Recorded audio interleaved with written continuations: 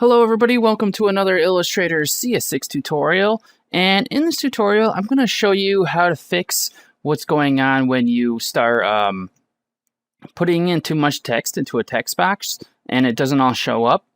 So that's called overflow type, and I'm just basically going to show you how to work around with that. So the first thing is you want to make a text box and you want to paste your text in it. And when you do that, this red plus sign here will show up if you have too much text that doesn't fit in the box. So one way you can fix this is by double-clicking on the red plus sign, and it'll create a another box here that keeps the sentence going. If you keep on double clicking the boxes, you'll get a couple more boxes. If you move them around, you can see that they're connected by these threads, and this is called threading the type, and threading the overflow type is actually what it's called.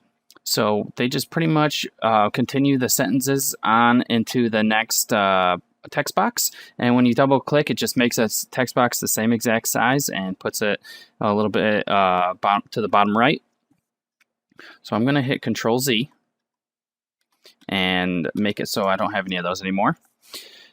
Now, for terminology purposes, in case somebody asks you, there's this box right here that's called the out port, and that's because when you create a thread, it's going to line up and connect to the import of another set of overflow text.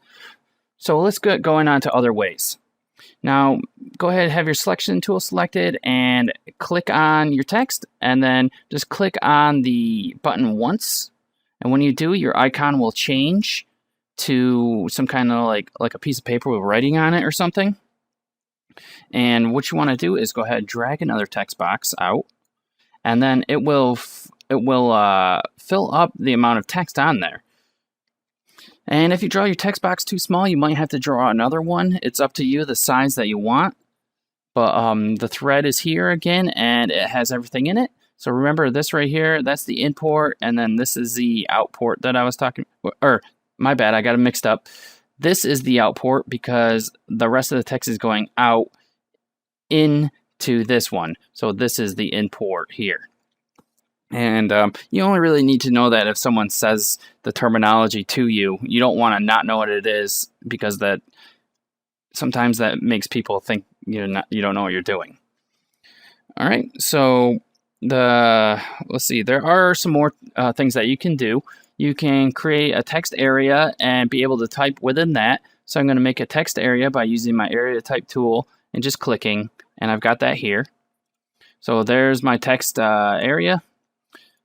And I'm going to click on this once to get my icon that I had and move over to where the text area is.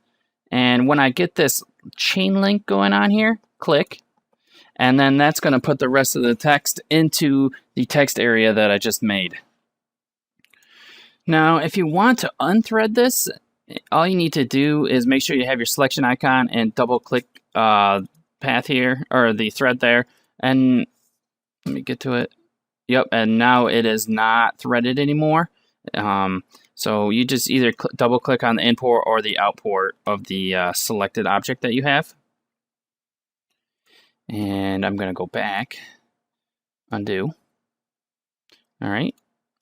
And the next thing I want to show you is how to unthread or disconnect a type object. So make sure you have your selection tool selected again, and you want to select a threaded type object that you want to release or disconnect, so this one.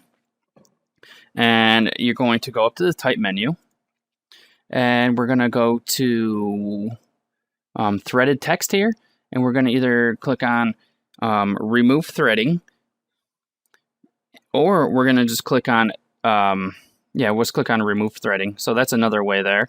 So now the threading is removed, and they're two separate texts, and they aren't linked to each other anymore. And that's pretty much it. That's it for threading text, I think. Yep. So that's how you work with the overflow text and get that into like a workable situation for you. So without having to resize the text box. So if you pretty much, let me go back. You just want to have all this in the same box. All you need to do is just resize your text box, and will be in there. Just resize it big enough, and it'll be in there. So that's it for the tutorial. Thanks a lot for watching. I hope you guys have a great day.